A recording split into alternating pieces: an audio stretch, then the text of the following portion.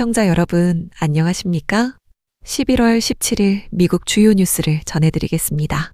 첫 소식으로 여러 뉴스 매체에서 다뤄진 트럼프 대통령의 $2,000 환급 계획에 대한 최신 내용을 전해드리겠습니다. 트럼프 대통령이 관세 수입을 활용해 미국 국민에게 $2,000 지급을 추진하는 가운데 스콧 베센트 재무장관이 폭스 비즈니스에서 관련 입법 필요성을 언급하며 현실적 시점을 조정하는 메시지를 전했습니다.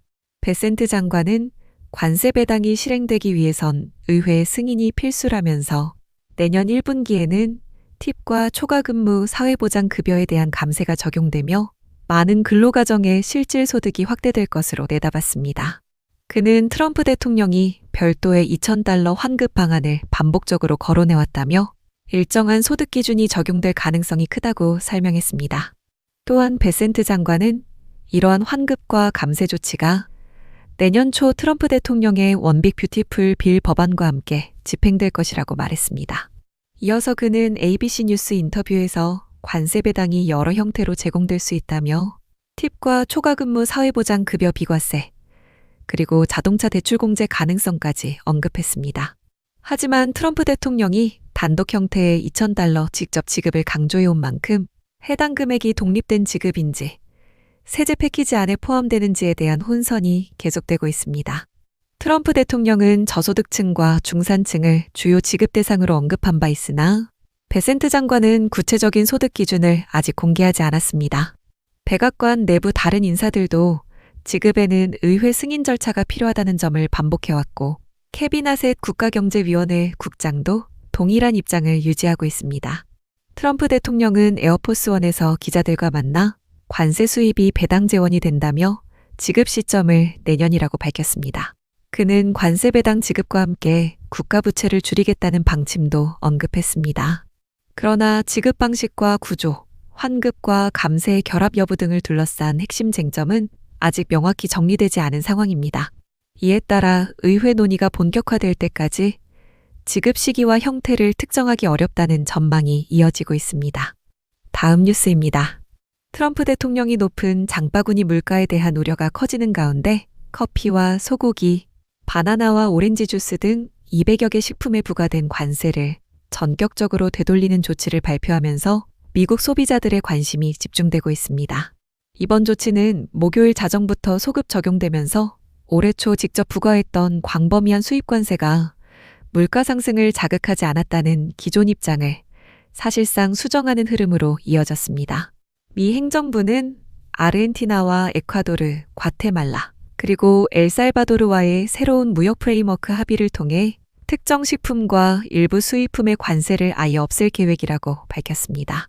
이번 조치에는 오렌지와 아사이베리, 파프리카를 비롯해 식품 제조에 쓰이는 화학 제품과 비료, 성찬용 웨이퍼까지 다양한 품목이 포함되며 미국 가정이 자주 구매하는 수백 종의 생활식품이 영향을 받습니다. 백악관은 이들 품목 중 상당수가 미국 내에서 재배되거나 가공되지 않는다는 점, 그리고 총 13개의 무역투자 협정이 진전된 점을 근거로 면제 결정을 내렸다고 설명했습니다. 다만 멕시코산 토마토처럼 기존 특별관세가 유지되는 품목도 남아있어 일부 업계에서는 제외 품목 확대를 요구하는 목소리도 나왔습니다. 식품업계 단체들은 관세 완화가 커피 가격과 제조 공정에 쓰이는 원재료 비용을 낮추는 데 도움이 될 것이라며 긍정적인 반응을 보이고 있습니다. 반면 유럽연합과 영국산 증류주가 면제 대상에서 빠지자 미국 주류업계는 연말 성수기를 앞두고 또 다른 부담을 떠안게 됐다며 우려를 표했습니다. 트럼프 대통령은 추가 조치를 묻는 질문에 필요하지 않을 것이라고 답하며 이번 결정이 가격 안정을 향한 작은 조정이라고 표현했습니다. 현재 미국 내 식료품 가격은 커피가 전년 대비 약 20% 오르고 다진 소고기와 스테이크 가격도 각각 13%와 17% 가까이 상승하는 등 관세와 공급 부족이 복합적으로 부담을 키워온 상황입니다. 소비자 물가지수 기준으로 9월 다진 소고기의 가격이 전년보다 거의 13% 올랐다는 통계가 이번 정책 변화를 이끈 중요한 지표로 인용됩니다.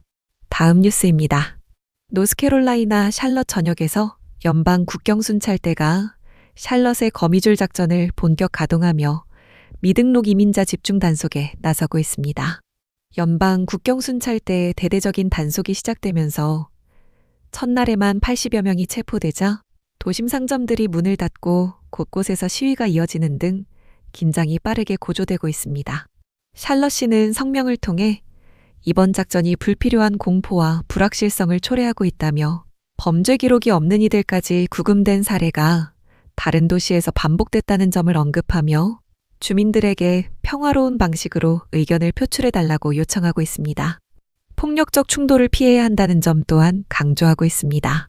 현지 보도에 따르면 마스크를 착용한 요원들이 도심뿐 아니라 교회 지역에도 배치됐으며 도로변과 주차장, 식당 주변 등 다양한 장소에서 검문 체포가 이루어졌습니다. 국토안보부는 이번 조치가 노스캐롤라이나 전역에서 미등록 이민자를 집중적으로 단속하기 위한 자원 투입이라고 설명하면서 지역 내 보호 정책을 비판하는 입장을 다시 제시했습니다. 이러한 상황은 시카고와 로스앤젤레스 등 다른 대도시에서도 나타났던 연방정부와 지방정부 간의 갈등 구도를 샬럿에서도 재현하는 모습입니다. 샬럿 작전을 총괄하는 국경순찰대의 그레고리 보비노 지휘관은 인터넷에 공유된 쇼핑센터 체포 영상 이후 기록적인 하루였다고 언급하면서 단속 강도를 부각했습니다.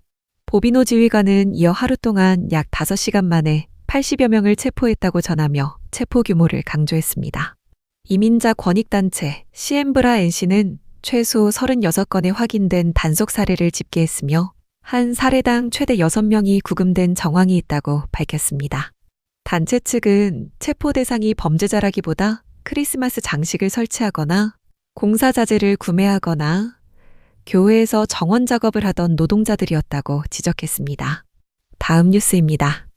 에미레이트 항공이 두바이 에어쇼 개막과 함께 보잉 777 기종 65대를 추가로 주문하며 총 380억 달러 규모의 대형 계약을 체결했다는 소식이 전해지며 글로벌 항공업계의 이목이 집중되고 있습니다.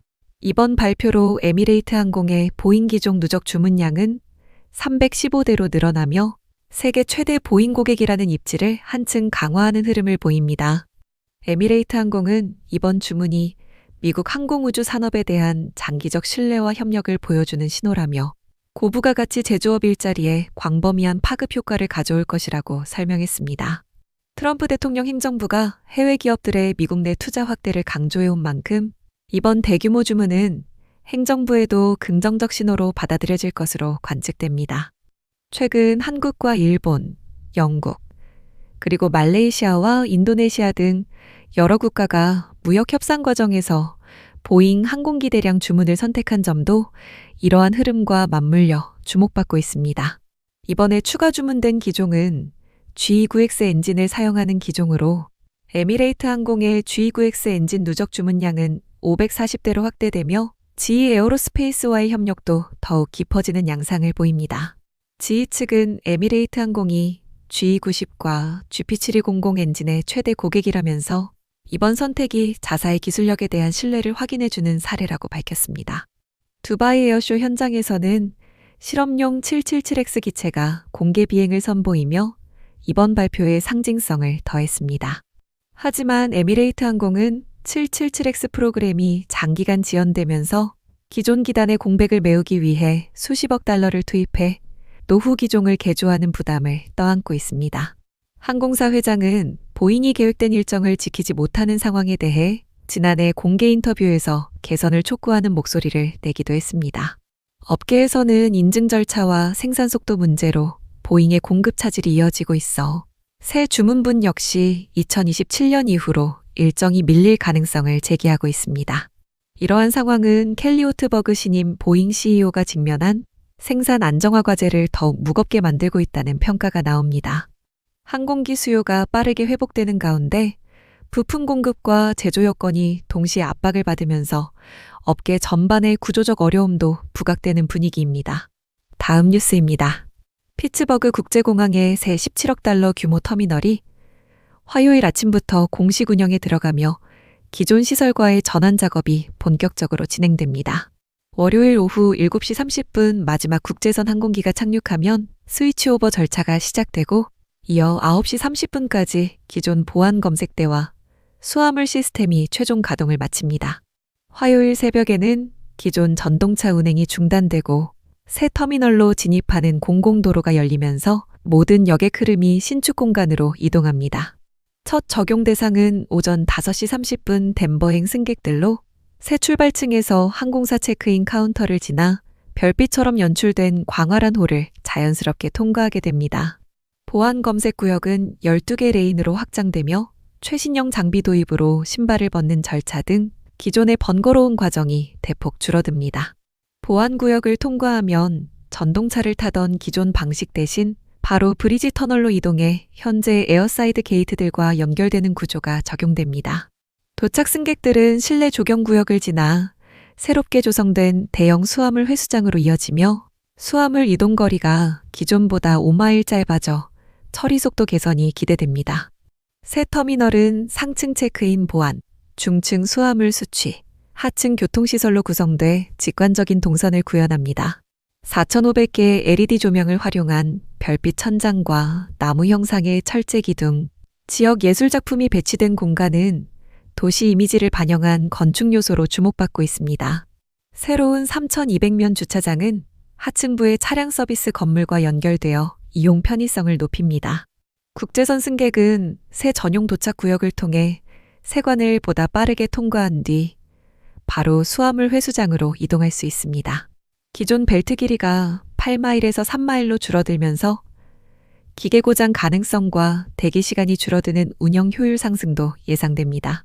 일부 이용객은 이동 동선이 길어졌다는 의견을 냈지만 다수의 참여자들은 자연채광과 넓은 보안 공간 등 전체적인 개선 효과를 긍정적으로 평가했습니다. 이 프로젝트는 15개 항공사와 공항 수익 1억 3천만 달러의 연방 자금이 결합해 추진됐으며 기존 시설의 비효율성을 해소하려는 목표가 새 구조 전반에 반영됐습니다. 마지막 뉴스입니다. 트럼프 대통령이 제프리 앱스타인 관련 남은 자료의 전면 공개를 의회에 요구하며 이전과 달라진 입장을 드러내는 움직임이 워싱턴 정가의 주목을 받고 있습니다. 트럼프 대통령은 일요일 밤 소셜 플랫폼에 공화당 하원 의원들이 추가 문서를 공개하는데 찬성표를 던져야 한다고 밝히며 숨길 것이 없다는 표현을 반복했습니다. 이 발언은 민주당과 일부 공화당 의원들이 함께 추진 중인 앱스타인 파일 투명성 법안이 하원에서 표결을 강제로 추진할 수 있는 서명 218건을 확보한 직후 나온 것입니다. 법안은 법무부가 30일 이내에 남아있는 모든 앱스타인 관련 기록을 공개하도록 요구하고 있으며 공화당 중 최대 100명이 찬성할 수 있다는 전망도 제기되고 있습니다. 트럼프 대통령은 과거 앱스타인과 15년간 교류한 사실은 인정했지만 범죄와 관련해 알고 있던 바가 없다는 입장을 거듭 유지해왔습니다. 여름철에는 앱스타인 사건을 문제 삼는 일부 지지층을 향해 제프리 앱스타인 사기라는 표현을 사용하며 반발했고 FBI가 자신에게 제기된 음모론을 조사해야 한다고 주장하기도 했습니다. 앱스타인은 2019년 성매매 및 인신매매 혐의 재판을 앞두고 구치소에서 스스로 목숨을 끊었고 그의 인맥에는 정치경제학계의 여러 유명인사가 포함되어 있었습니다. 트럼프 대통령은 금요일 법무장관 펜 본디와 FBI에 편지를 보내 클린턴 전 대통령과 레리 서머스 전 재무장관 등 비판 인사들의 앱스타인과의 관계를 조사해야 한다고 요구했습니다. 클린턴과 서머스는 앱스타인과 교류한 사실은 인정하면서도 범죄 연루는 전혀 없었다는 기존 입장을 재확인했습니다. 공화당 내 분열이 확대되는 상황에서 법안의 상원 통과 여부가 불투명하다는 평가가 이어지고 있으며 하원에서는 218명의 서명이 이미 확보된 상태입니다. 이상으로 오늘의 뉴스를 마칩니다. 시청해주셔서 감사합니다.